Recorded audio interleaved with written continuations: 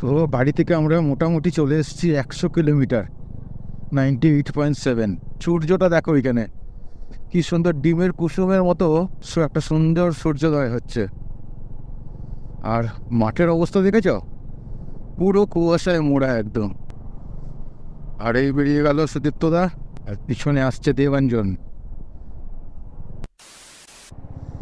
তো রানাঘাটে আমরা খানিকক্ষণ দাঁড়িয়ে একটু চা টা খেয়ে নিলাম, খেয়ে আবার এগোচ্ছি শিলিগুড়ির দিকে।